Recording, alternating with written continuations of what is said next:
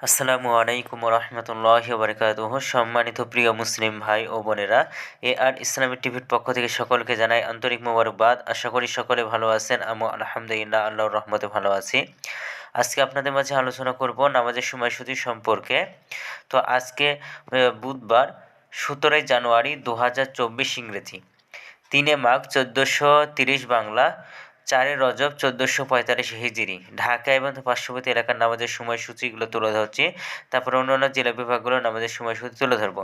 আজকে ঢাকা এবং পার্শ্ববর্তী এলাকার তাহাজ্জুদ এবং সেহরির শেষ সময় হলো 5:19 আজকে ফজরের ওয়াক্ত শুরু হয়েছে 5:24 এবং ফজরের ওয়াক্ত শেষ হয়েছে 6:42।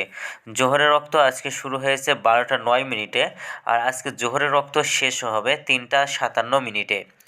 আসরের ওয়াক্ত আজকে শুরু হবে 3:58, আসরের ওয়াক্ত শেষ হবে 5:53। মাগরিবের ওয়াক্ত আজকে শুরু হবে 5:37 আর মাগরিবের ওয়াক্ত আজকে শেষ হবে 6:52। এশার ওয়াক্ত শুরু হবে 6:53 এবং শেষ হবে 5:19।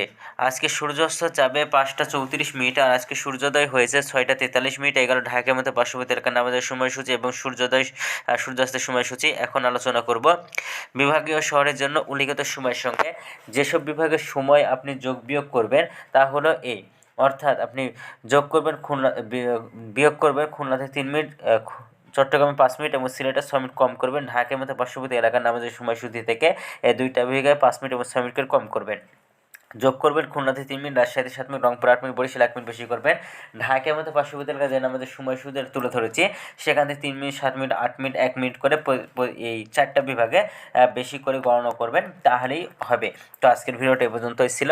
আর এই সূত্রটা দিয়েছেন ইসলামিক ফাউন্ডেশন। ভিডিওটি যদি আপনাদের ভালো লাগে তাহলে কিন্তু অবশ্যই চ্যানেলটি সাবস্ক্রাইব করে পাশে থাকবেন। ধন্যবাদ সকলকে। নিজে ভালো থাকুন, সুস্থ থাকুন, অপরকে ভালো রাখুন। আসসালামু আলাইকুম রহমতুল্লাহ।